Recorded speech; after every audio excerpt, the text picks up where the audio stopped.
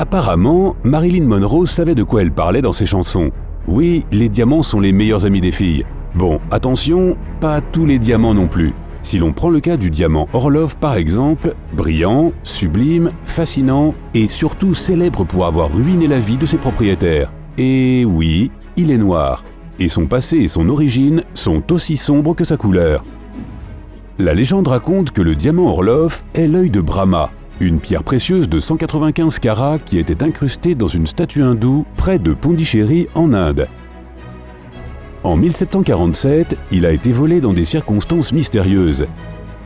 Quelques heures avant sa disparition, un moine a été vu dans le sanctuaire et plus tard, on a cru qu'il s'agissait du voleur.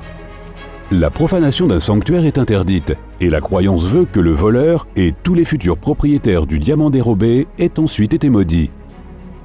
Tu es sceptique sur les superstitions ? Coïncidence ou pas, ce qui s'est passé ensuite va vraiment te faire réfléchir sur les malédictions. Ni le moine, ni les autres voleurs n'ont jamais été retrouvés, et la trace du diamant a été perdue pendant de nombreuses années. Beaucoup plus tard, au XVIIIe siècle, il est réapparu en Grande-Bretagne. D'autres sources disent que la princesse Nadezhda Orlova a livré le diamant noir de l'Inde à la Russie, et c'est comme ça qu'il a reçu son nom. Mais cette pierre maléfique n'apporta que des souffrances et des malheurs à la princesse, et finalement, elle n'a plus réussi à supporter son existence. La tragique nouvelle a immensément peiné son entourage. La princesse Orlova s'est suicidée. Les rumeurs ont parlé d'un amour non réciproque, mais sa famille l'a toujours nié. C'est alors que la pierre précieuse est devenue tristement célèbre. L'histoire de la princesse Orlova est un peu mystérieuse. Pendant longtemps, on a même cru que c'était un personnage fictif. Les historiens n'ont trouvé aucune référence à sa biographie. Ce n'est que 100 ans plus tard qu'ils ont découvert que la princesse Orlova descendait bien de la famille Romanov. Elle se serait mariée avec Nikolai Orlov et aurait déménagé en Europe où elle aurait vécu jusqu'à l'âge de 90 ans. Mais alors, qui serait cette autre princesse qui aurait soi-disant mis fin à sa vie à cause d'un amour non réciproque ? Serait-ce la même ? Sa prétendue tragédie aurait-elle pu faire partie d'un plan pour émigrer et disparaître tranquillement ? Ou s'agissait-il carrément d'une autre princesse ? Nous ne connaîtrons jamais la vérité. Il y a des documents existants qui établissent que deux autres princesses russes ont possédé le diamant noir et ont partagé le même terrible sort, Leonila Galitzine-Baryatinsky et Maria Lechinskaya. Pourtant, la mystérieuse beauté hypnotique de la pierre précieuse n'a jamais cessé d'attirer de nouveaux propriétaires. En 1932, le Black Orlov a été acheté, sans que l'on sache auprès de qui, par J.W. Paris, un célèbre marchand de pierres précieuses de New York. Peu de temps après avoir vendu le diamant à Charles S. Winston, Paris a fini par se suicider. La rumeur disait que l'homme était tombé en dépression à cause de son affaire et avait laissé 2 lettres, une pour sa femme et une à un ami bijoutier.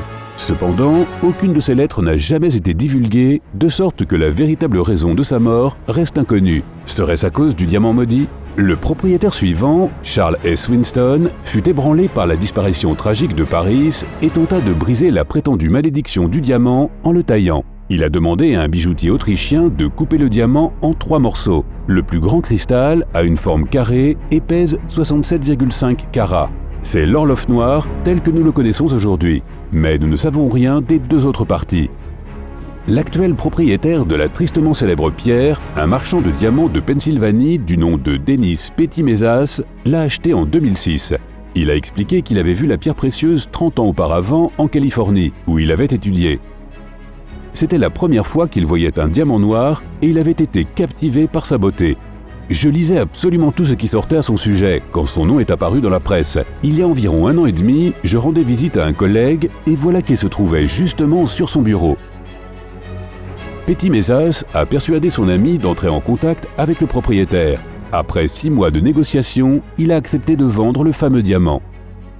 Pettimezas n'a jamais cru sérieusement au pouvoir obscur du diamant. Il a étudié son histoire et a constaté qu'il n'y avait pas eu de problème lié à lui depuis environ un demi-siècle.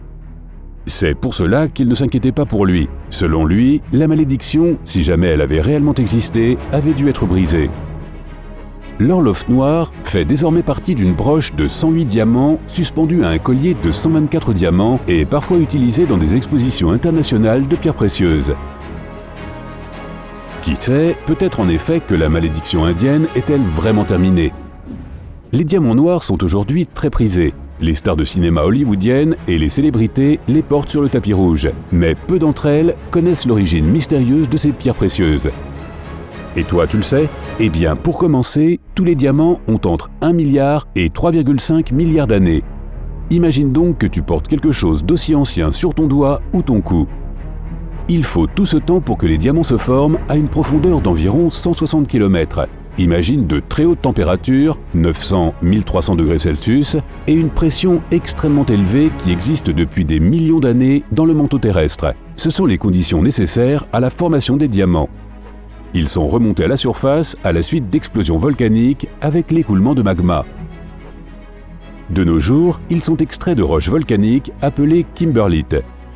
Grâce à ce processus, les diamants ont une structure cristalline unique qui en fait la matière naturelle la plus dure de la planète.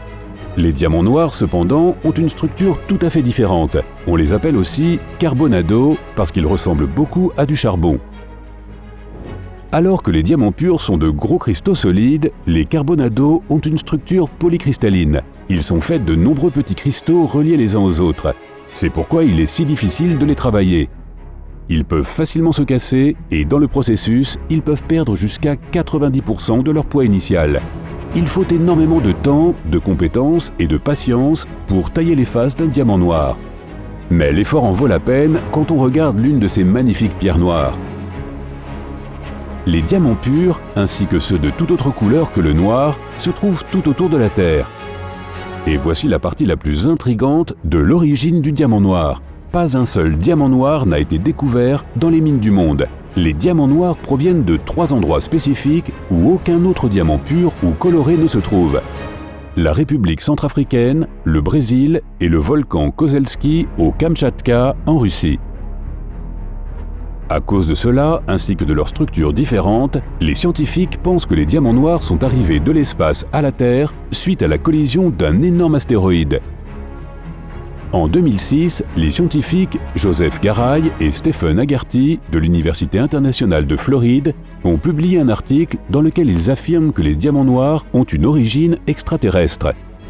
Les carbonados ont une combinaison de titane et d'azote qui n'existe que dans les météorites, nulle part ailleurs. En dehors de cela, ils possèdent peu d'hydrogène, ce qui est encore plus révélateur de leur formation dans l'espace. Alors imagine, lorsqu'ils ont atterri sur Terre, les diamants noirs avaient la taille d'un astéroïde, environ 1 km de diamètre ou plus. Mais qu'est-ce qui les rend noirs au fait? Les carbonados ont du graphite et de l'hématite dans leurs cristaux. Ces substances absorbent la lumière, tandis que les diamants purs la laissent passer. On pense que la teinte noire est aussi apparue à cause des radiations. Mais pas de souci, cela date de leur formation il y a des millions d'années. Porter des diamants est sans danger et les offrir en cadeau est encore mieux. Enfin, ceux qui ne sont pas maudits, je veux dire. Si tu es à la recherche d'un diamant noir et que tu n'as pas peur des superstitions, voici comment en choisir un bon. Les diamants purs réguliers sont évalués selon 4 critères: carat, couleur, pureté et taille. Les carbonados ne sont pas aussi transparents que les diamants purs, de sorte que la clarté est absente dans l'évaluation. Peut-être pourrait-on les remplacer par un critère de maudit ou pas. La qualité de la pierre précieuse dépend de la substance initiale et des compétences du bijoutier. Les carbonados les moins chers sont produits en Inde. Ces bijoux sont faits de diamants bruns de faible qualité avec beaucoup de pores à l'intérieur. Les pierres précieuses noires de la plus haute qualité sont produites seulement dans 3 pays: la Belgique, Israël et l'Italie. Un vrai carbonado de haute qualité a une tonalité uniforme sans aucun mélange. Si tu les regardes à travers une loupe, tu dois t'assurer que ces bords ne changent pas de couleur lorsqu'ils sont exposés à la lumière. Les carbonados artificiels ou de mauvaise qualité peuvent changer de couleur. Et c'est tout ce que tu as besoin de savoir. Bonne chance avec tes achats de diamants noirs, si tu oses. Connais-tu d'autres pierres précieuses qui n'ont apporté que des problèmes à leurs propriétaires? Fais-le moi savoir dans les commentaires. Si tu as appris quelque chose de nouveau aujourd'hui, donne à cette vidéo un j'aime et partage-la avec un ami. Mais ne pars pas si vite.